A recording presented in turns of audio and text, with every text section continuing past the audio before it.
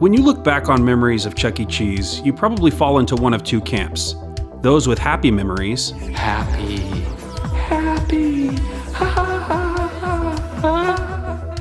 Or you fall into a different camp. Those with problematic memories.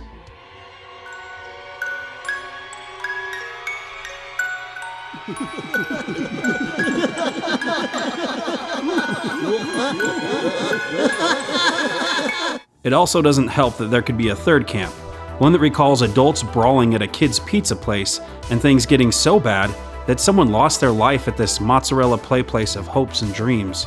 So can I just tell you how pleasantly surprised my family was when arriving at the last Chuck E. Cheese in Utah? I didn't know what to expect. Maybe a bunch of broken puppets, out-of-order arcade machines, and fistfights. But what I found brought me straight back to my childhood. And yes, that's me being held by a rat. They were missing many of the original cast of puppets and replaced that entertainment with whatever these two guys were doing. But they still had a Chuck E. Cheese animatronic puppet, which I guess is a mouse now and not a rat. Yeah, it's been a couple of decades for me. They still had birthday parties, and their pizza was actually decent. Not Chicago deep dish or anything, but I also wasn't worried about upchucking any cheese.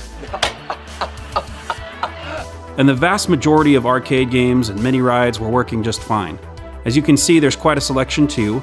There's this cool Cars game, this Pink Panther game I hadn't seen at any other arcade before, which my middle child instantly became addicted to.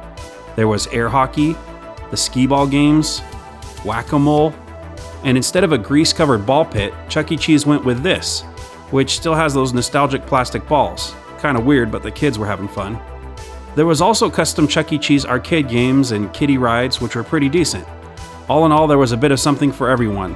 We lost a lot of tokens on that Simpsons game. Oh yeah, they still have tokens. That's another nice bit of nostalgia for you. Moving along, the ticket redemption area actually had some decent prizes. And you could say, for a place running wild with kids, you could say the place was pretty clean. Color me shocked, but I'd take my kids here again. Even my dad was having a great time. So will this location save Chuck E. Cheese's legacy, or will the childhood mouse let out its last squeak?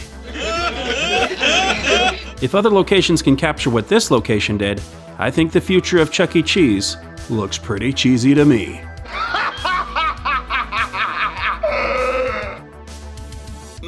That was some seriously good nostalgia. But remember, friends, it's also important to make new memories with your loved ones. Do, do, do.